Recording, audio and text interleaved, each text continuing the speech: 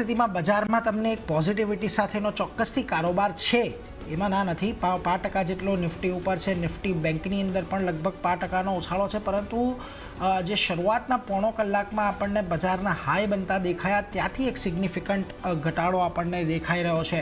નિફ્ટીની અંદર આજે તમને જુઓ શરૂઆત 23,679ની આજુબાજુ થઈ, ત્યાંથી 23,795ના તમને હાઈ બનતા દેખાયા અને 23,694ની આજુબાજુ અત્યારે કામકાજ, એટલે ઉપલા સ્તરેથી લગભગ 100 પોઈન્ટનો ઘટાડો અત્યારે આપણે નિફ્ટીની અંદર જોઈ રહ્યા છીએ.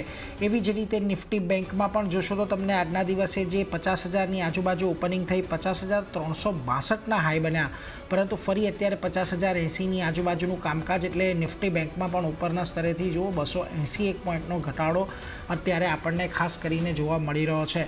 સેન્સેક્સમાં પણ ઉપલા સ્તરેથી આજના દિવસે એ જ પરિસ્થિતિ રહી છે. 78,452ના હાઈ બનાવ્યા બાદ અત્યારે 78,000ની આજુબાજુ કામકાજ, એટલે 400 પોઈન્ટનો ઘટાડો સેન્સેક્સના ફ્રન્ટ પરથી આપણને અત્યારે ખાસ કરીને જોવા મળી રહ્યો છે. મિડ કેપમાં અને સ્મોલ કેપમાં બંનેમાં એક સારી તેજી આજના દિવસે આપણને દેખાઈ રહી છે, પરંતુ ત્યાં પણ ઉપલા સ્તરેથી દબાણ તો આજે વર્તાય જ રહ્યું છે. આજના દિવસે હવે સ્ટોક સ્પેસિફિક એક્શન જોઈ લો તો અત્યારે જો પોઝિટિવ છે. 1,706 શેર વધી રહ્યા છે, સામે 617 શેરની અંદર ઘટાડો છે. ખાસ કરીને નિફ્ટીના ફ્રન્ટ પરથી વાત કરશો તો આજના દિવસે ઓએનજીસીમાં એક 3.5%ની જોરદાર તેજી આવી છે, જે અત્યારે જોયું એના પર ટાર્ગેટ અપગ્રેડ કરવામાં આવ્યા, એને પગલે આજે અહીંયા તેજી છે. આ ઉપરાંત તમને ટાઇટનમાં ગઈકાલે જે સારી અપડેટ આવી, આજે થોડો અહીંયા કારોબાર આપણને પોઝિટિવિટી તરફ આગળ વધતો દેખાઈ રહ્યો છે. લગભગ 0.5%ની તેજી અહીંયા છે. આ ઉપરાંત Tata consumer product, Britannia, Asian paint જેવા કાઉન્ટર છે કે જ્યાં આગળ આજે તમને પોઝિટિવિટી સાથેનો કારોબાર ખાસ કરીને જોવા મળી રહ્યો છે.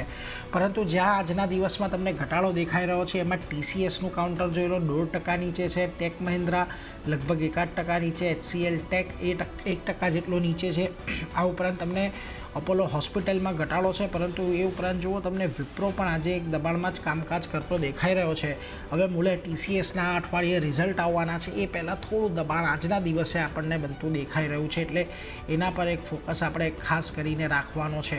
આ ઉપરાંત તમને આજના દિવસે જે જગ્યાએ ખાસ ફોકસ રાખવાનો છે એમાં વાયદા બજારના જે સંકેતો છે એની અંદર જુઓ PVR આઇનોક્સ 5.5% મોટો ઘટાડો આજે આવ્યો છે, અને કાઉન્ટર આજે 1200ની નીચે, એટલે ઘણા મહત્ત્વના જે સપોર્ટ લેવલ ઘણા સમયથી હતા તેની પણ નીચે આપણને PVR આઇનોક્સ આવતો જોવા મળ્યો છે. આ ઉપરાંત તમને ઝોમેટોની અંદર આજે સારું એવું શોર્ટ બિલ્ટઅપ જોવા મળી રહ્યું છે. જુઓ જે પ્રકારે રિપોર્ટ અહીંયા આપણને જોવા મળી રહ્યો છે બ્રોકરેજનો.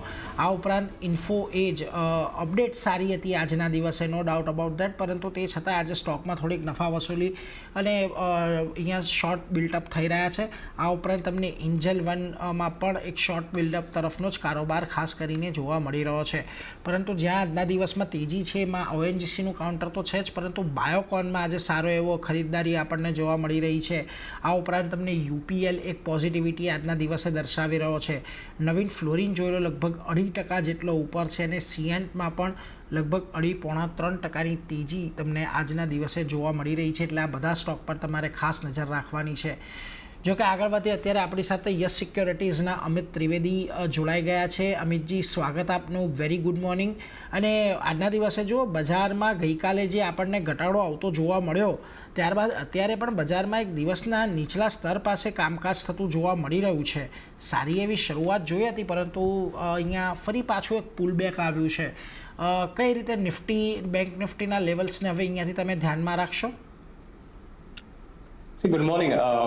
લાસ્ટ વીક થી અગર આપણે જોઈએ તો માર્કેટ થોડું વોલેટાઇલ થયું છે. લાસ્ટ વીક આપણને એક સારી એવી રિકવરી જોવા મળી હતી, બટ ગઈકાલે આપણે બેસિકલી શું જોયું કે એક પોઝિટિવ સ્ટાર્ટ હતું, બટ ઇવેન્ચ્યુઅલી નિફ્ટી 24,000ની ઉપર સસ્ટેનન્સ નતું જોવા મળ્યું અને એક શાર્પ કરેક્શન જોવા મળ્યું હતું.